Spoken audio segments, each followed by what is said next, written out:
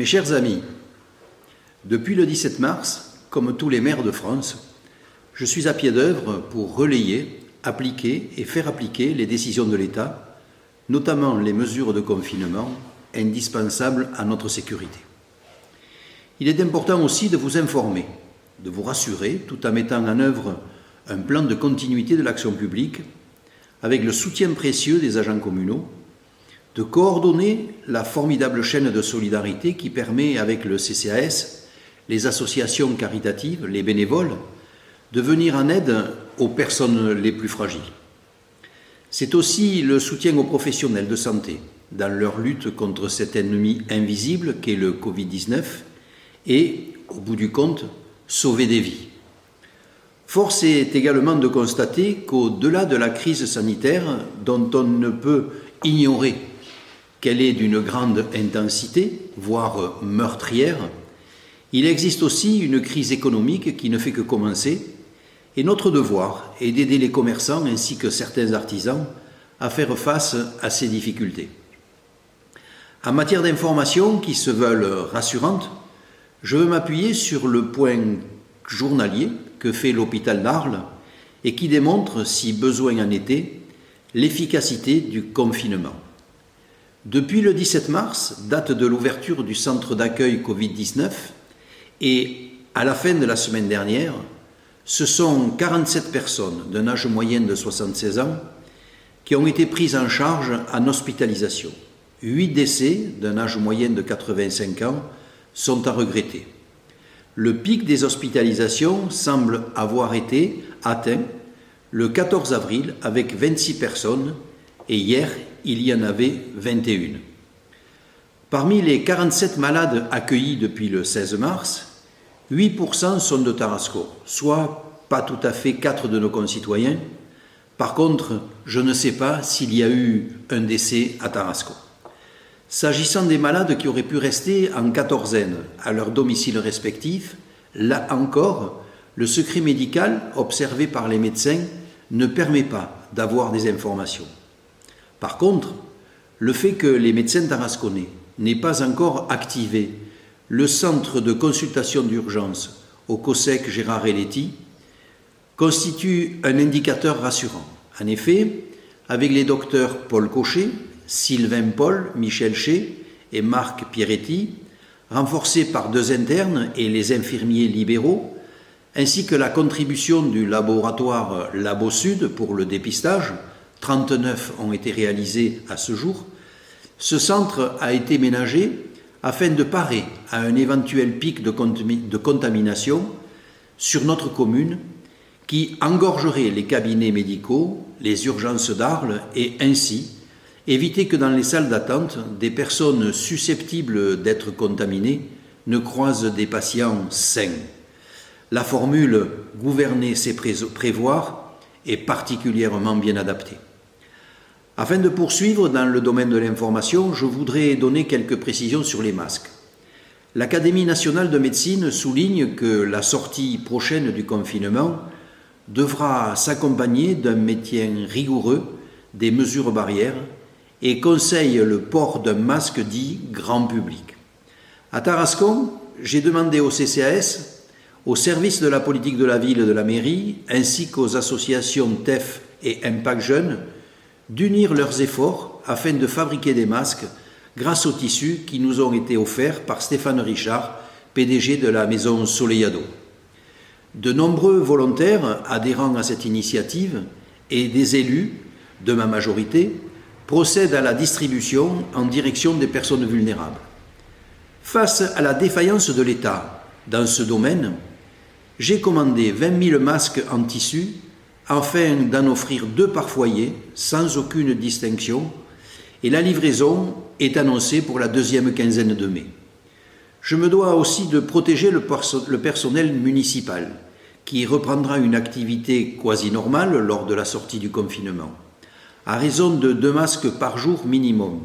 Et si l'on tient compte du fait que l'on compte 260 agents, ce sont 520 masques chirurgicaux théoriques par jour que l'on doit prévoir. La commande porte donc sur 24 000 masques, soit de quoi tenir 2 mois.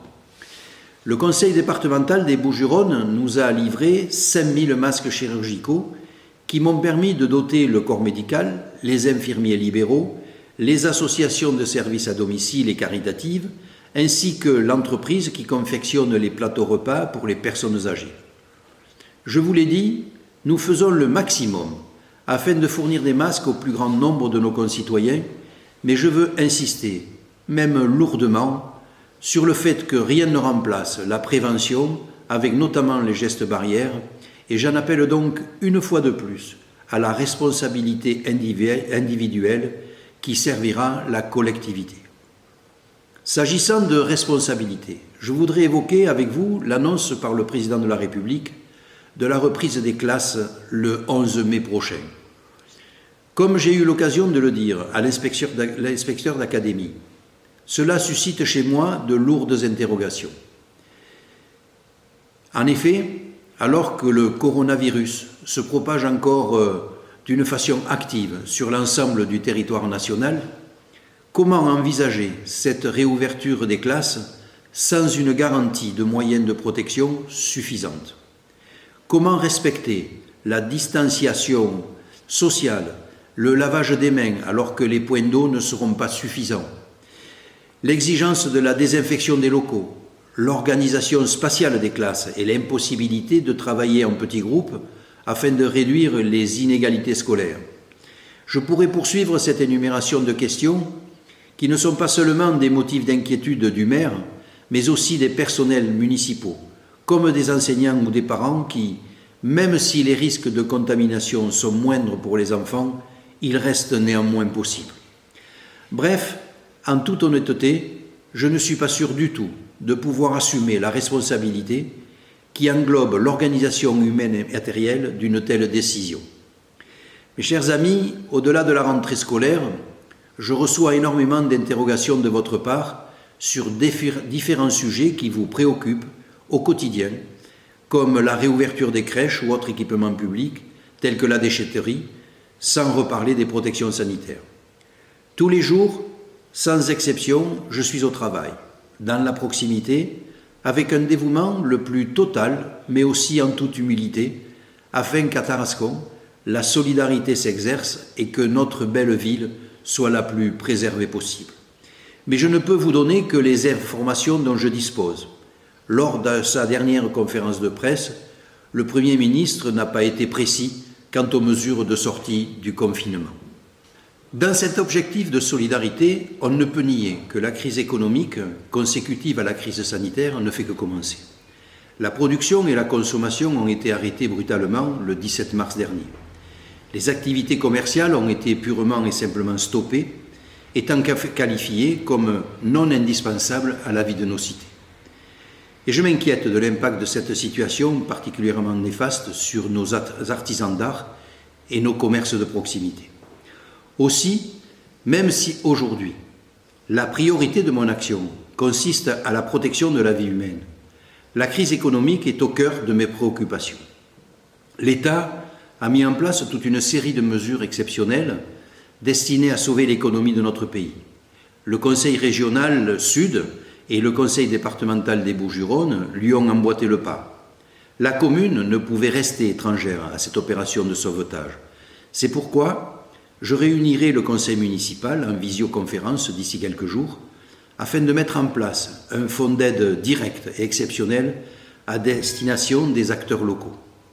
Dans le même temps, différentes publications ont été réalisées sur les réseaux sociaux, sur le site de la ville, afin de vous inciter à consommer local. Une information précise de tous les commerçants, de tous les producteurs et agriculteurs tarasconnais qui proposent des produits en vente directe sur leur exploitation ou bien qui effectuent des livraisons à domicile est publiée régulièrement. Pour conclure, mes chers concitoyens, nous sommes tous devant des défis d'une ampleur inégalée. Comme l'a dit le Premier ministre dimanche dernier, nous devons trouver l'équilibre entre sécurité et maintien du lien social. Ce sera l'objectif du déconfinement auquel je participerai sans ménagement afin de préserver votre santé tout en assurant la continuité de la vie de notre commune. Même si je suis conscient que nous aurons des difficultés à retrouver la vie d'avant le Covid-19, nous serons tous du renouveau de notre société, face au chaos que nous venons de vivre. Je suis convaincu que le monde de l'après-Covid-19 sera ce que collectivement nous en ferons. Il en va de notre responsabilité. Vous pouvez compter sur moi, comme sur l'engagement des employés municipaux qui, dans le cadre d'un plan de continuité d'activité, maintiennent les services essentiels à notre société. Mes chers amis, ne relâchez pas votre vigilance envers cet ennemi invisible qu'est le coronavirus. Faisons preuve de patience et nous gagnerons. Merci de votre attention et prenez bien soin de vous.